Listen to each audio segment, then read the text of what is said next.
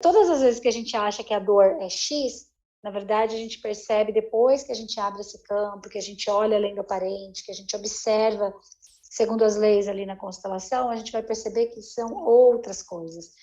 Eu estava recentemente com uma cliente que ela diz assim para mim: Paula, tem um problema que é recorrente na minha vida. E a hora que eu vejo, falando de negócios, eu contrato pessoas e essas pessoas chegam sempre com o mesmo padrão para mim. Parece até bom no começo, mas a hora que eu vou ver, o padrão retorna. Não sei mais o que fazer. Na parte prática, óbvia e lógica ali de negócios, ela mandaria embora e ponto. E é assim que funciona mesmo. Vou lá, contrato, não gostei, mando embora. Vou lá, contrato, não gostei, mando embora. Só que é óbvio que se existe um padrão ali, tem alguma coisa que ainda não foi percebida, né? Que é o que a gente fala do olhar além do aparente.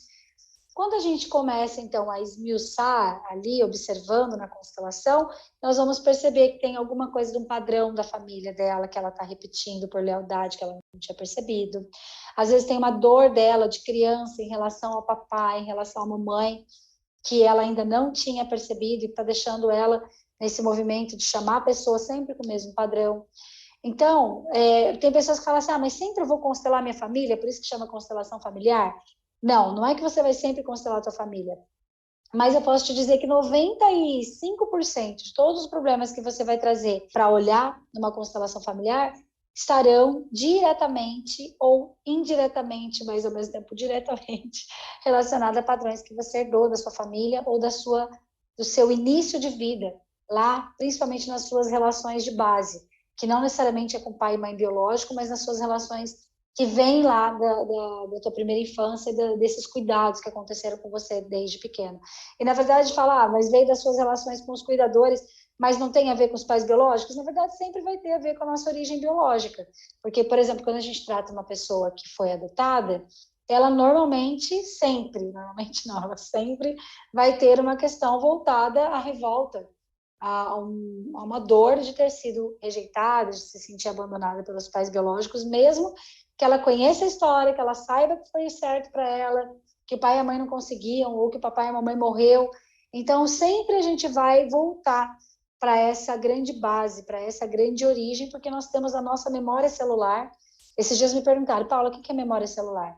Memória celular é o conjunto de informações que estão dentro da nossa genética e que reverberam no nosso comportamento, na nossa forma de se relacionar com a vida, no nosso filtro mental, no nosso óculos de relacionamento com a vida, porque, na verdade, são muitas informações que vêm. Né? Então, por exemplo, se você é 50% pai, 50% mãe, 25% avós, bisavós, 12,5%, e assim sucessivamente, e hoje a psicogenealogia, a epigenética, que são ciências que dão a base, inclusive, para o olhar da constelação familiar, já comprovam que nós temos pelo menos 7 gerações impactando em quem nós somos.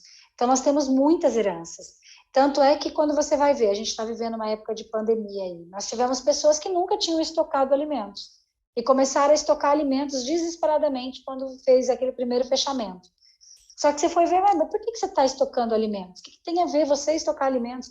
Tudo bem que a gente estava diante do perigo mesmo, de uma possibilidade de ficar sem alimentos. Isso houve uma preocupação, inclusive das autoridades e tudo mais, dos governos em relação a isso.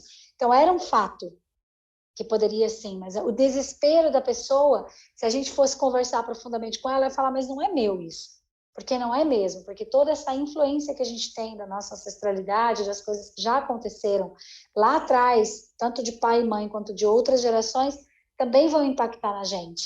Então, era para eu sentir uma preocupação, mas eu sinto 27 vezes mais preocupação, pânico, ansiedade, entre outras coisas, porque é exponencializado. Tudo aquilo que eu ia sentir só com o fato é exponencializado, é multiplicado muito, muito potencialmente por conta de todas as histórias que vieram antes.